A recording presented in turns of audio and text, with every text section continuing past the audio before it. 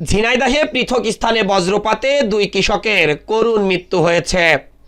ঝিনাইদহে বজ্রপাতে মিরাজুল ইসলাম ২৪ ও অলিয়ার রহমান ৫২ নামের দুই কৃষকের করুণ মৃত্যু হয়েছে। মিরাজুল ধান কেটে মাঠ থেকে বাড়ি ফেরার সময় এবং অলিয়ার মাঠে ধান কাটা অবস্থায় বজ্রপাতের শিকার হন। আজ মঙ্গলবার ৬ মে সকাল ১১টার দিকে সদর উপজেলার গান্না ইউনিয়নের পশ্চিম বিষাইখালী ও মহারাজপুর ইউনিয়নের ভবানীপুর গ্রামে বজ্রপাতের এই ঘটনা ঘটে। নিহত মিরাজুল ইসলাম গান্না ইউনিয়নের পশ্চিম বিষাইখালী গ্রামের শাহজেল হোসেনের ছেলে।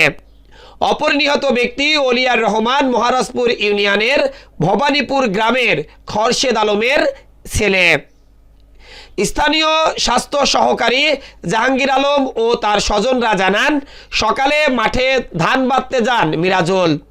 সকাল 10:30টার পরে হঠাৎ বৃষ্টি ও বজ্রপাত শুরু হয়।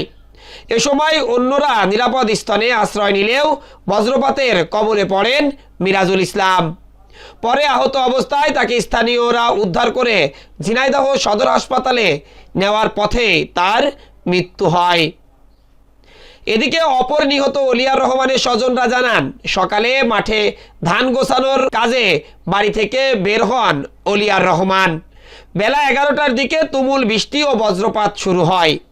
এ সময় মাঠে থাকা অবস্থায় বজ্রপাতে গুরুতর আহত হন তিনি। এ সময় স্থানীয় লোকজন তাকে উদ্ধার করে সদর হাসপাতালে নেওয়ার পথে তিনি মারা যান। সদর হাসপাতালের জরুরি বিভাগের দায়িত্বরত খালিদ হাসান এই তথ্য নিশ্চিত করে বলেন, বজ্রপাতে আহত দুই কৃষক হাসপাতালে পৌঁছানোর আগেই মারা যান। ঝিনাইদহ সদর হাসপাতালের তত্ত্বাবধায়ক ডক্টর মোহাম্মদ মুস্তাফিজুর রহমান বলেন, বজ্রপাতের শিকার হয়ে দুই কৃষক প্রাণ হারিয়েছেন। মরদেহ দুটি সদর হাসপাতালের মর্গে রাখা হয়েছে। এই বিষয়ে স্থানীয় পুলিশকে অবহিত করা হয়েছে। পুলিশ এই ব্যাপারে পরবর্তী পদক্ষেপ গ্রহণ করবেন।